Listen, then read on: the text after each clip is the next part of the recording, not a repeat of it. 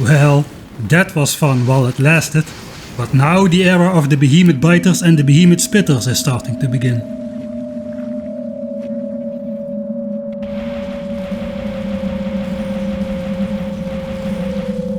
These biters are just incredible. The bots haven't even finished repairing Spider-Ben yet, and the biters have already expanded back in the just cleared territory.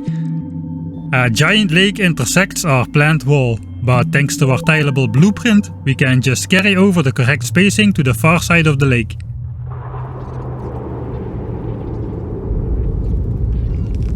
But perhaps we should have prepared the power lines and oil pipeline first. These turrets are sitting ducks now, with evolution past behemoth biters and these empty lands being strongly preferred for biter expansion. Expansion parties will pass by here before minutes have passed, so let's take down the turrets for now. To prevent clearing more biters and pushing the evolution factor even higher, we make the tightest of turns before the biter bases. So tight in fact that we won't even have access to the entirety of the coal patch. Anyway, after we connect the oil pipe and power lines, we can put back the turrets and start walling off our new area.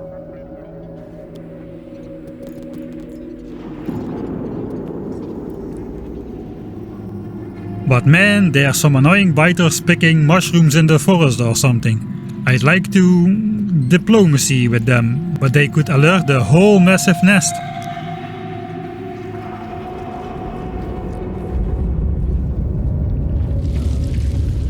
Let's just make the bots fly through the fire and the flames to prevent their forest fire, while I enjoy my barbecued mushrooms. Delicious. These biters are too close to our planned wall though, so we need to push them back a little more.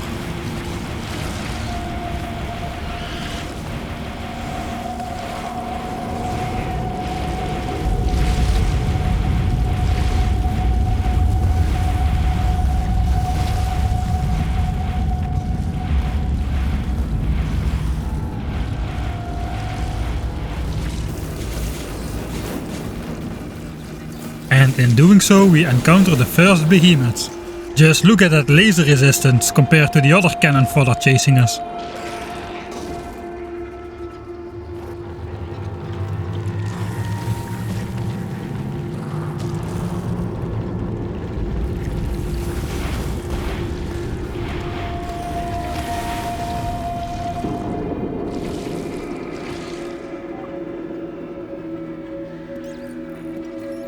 We extend the wall up north and hey! Look at those bastards sneakily expanding behind my back.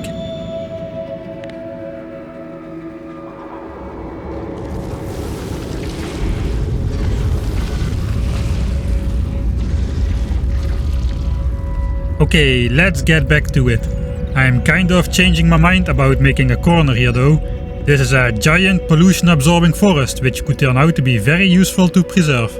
I think I will try to enlarge my expansion plans to preserve the forest and just wall all the way up north until we hit the next lake. Now, will that turn out to be a good plan? Or am I going a little overboard in my tree saving tactics? I will need to take out so many extra behemoth bases just to save a couple of trees. Yeah, I guess we'll find out soon. Anyway, we have reached the edge of our Raider explored terrain, so let's plop down some new ones. While extending the turret wall, we take some time to examine the new behemoth species up close. It seems they have about 3 times the damage output and 8 times the health of their predecessor. 3000 health for the biter and 1500 for the spitter, as well as the behemoth biters being the fastest dudes in the game.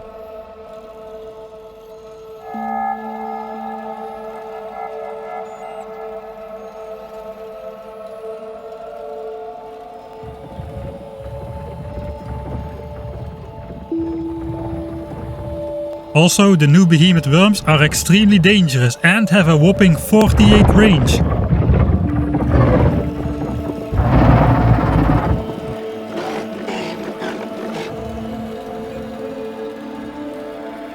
Fortunately, existing nests won't upgrade their worms, but the worms outranging turrets at the walls problem just became a lot more likely to happen.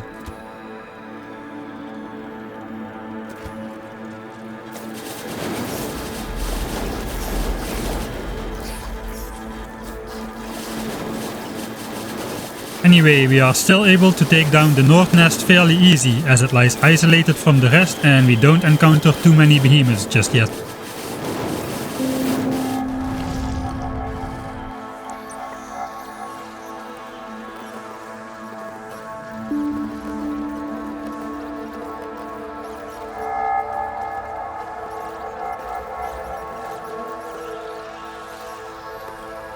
After successfully walling off the northwest corner, we plopped down some raiders and... Mike was here. I wonder what that's all about. But yeah, look at the massive amount of extra biters we need to take out just to save that stupid forest. There's a fine line between geniosity and insanity, and given the fact that geniosity probably isn't a real word, that may define the side on which I'm on. Meanwhile, the biters have expanded yet again in the furthest areas of my backyard. We are gonna need to keep this ball rolling or the entire place will soon be flooded with biter bases again. Let's skip over the next part of similar easy-ish combat to get the east wall up as well. During that combat we pushed the evolution factor far enough that the behemoth spawn rate has increased to 10%.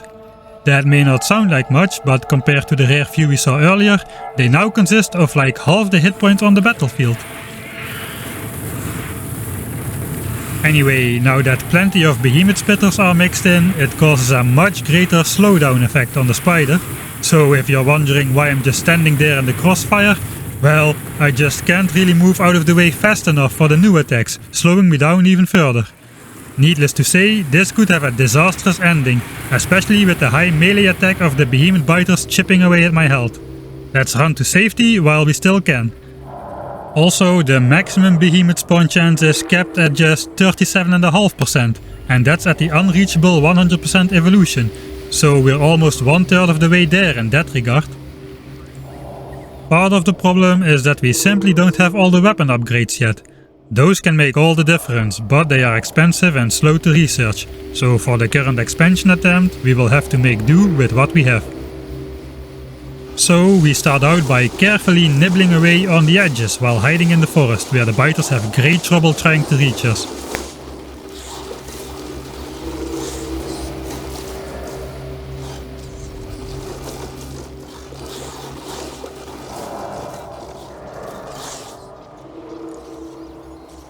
However, once we need to take out the final central blob, there will be nowhere to hide anymore. Before battling that final boss, we install a quick unprotected raider line to keep view on expansions.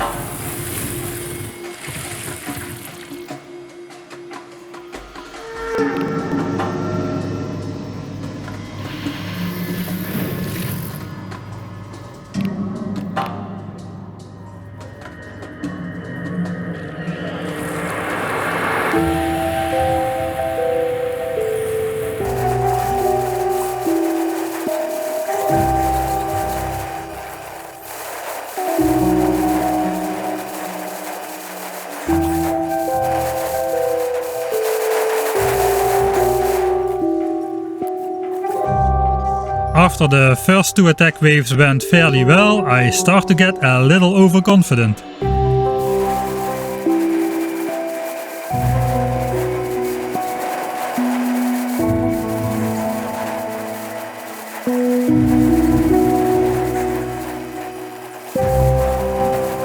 Just look at all those corpses, even the glowing uranium patch is barely visible.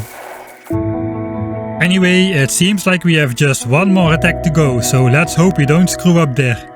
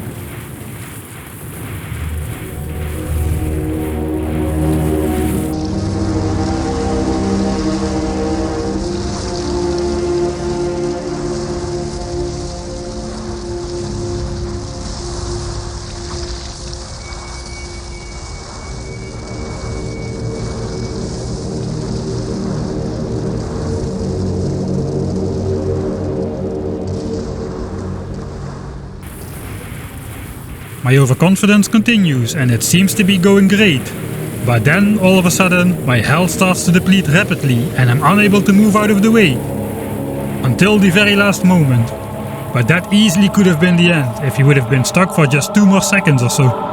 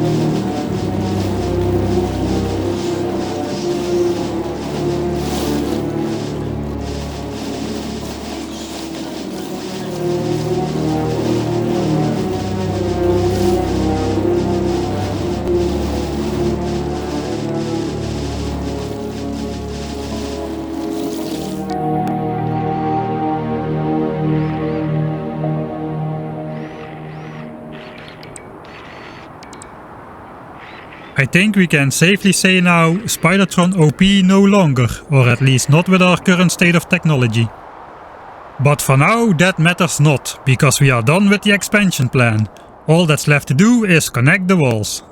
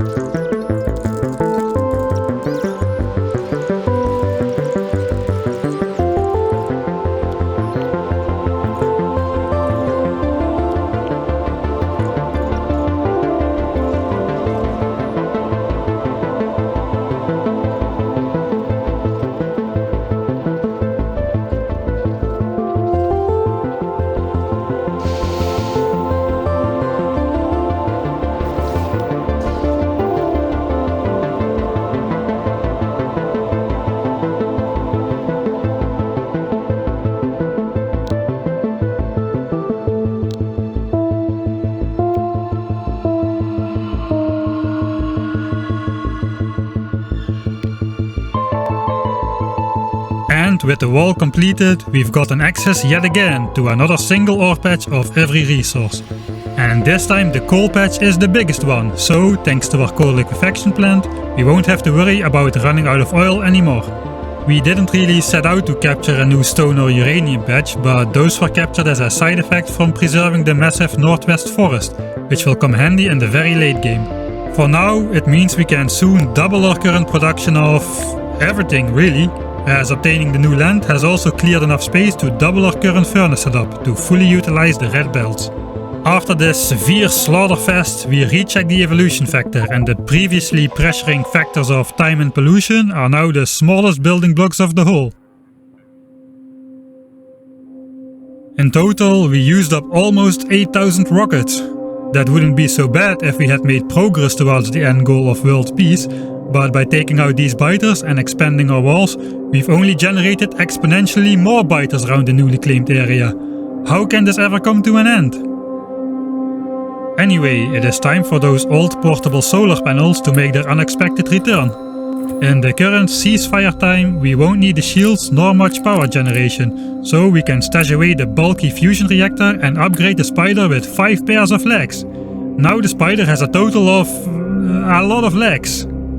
Now that's a pretty good running speed to travel around the base with, especially with the spider's total disregard for stuff being in the way. Anyway, with the biter base is gone, the pollution immediately starts spreading out over the now vacant land, except over the preserved forest. This is a hint to why we've been so careful to preserve as much forest as possible. With our plan of spreading diplomacy to every last biter base on the map and beyond, well, something has got to stay behind to absorb the pollution when the biter bases cease to do so. We spent some time reconfiguring the oil pipes around the new walls before we proceed and start taking down the old walls.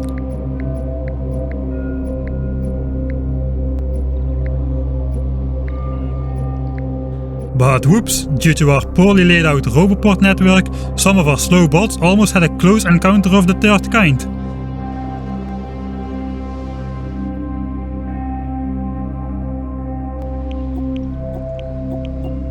We removed the other obsolete walls and the flamethrowers.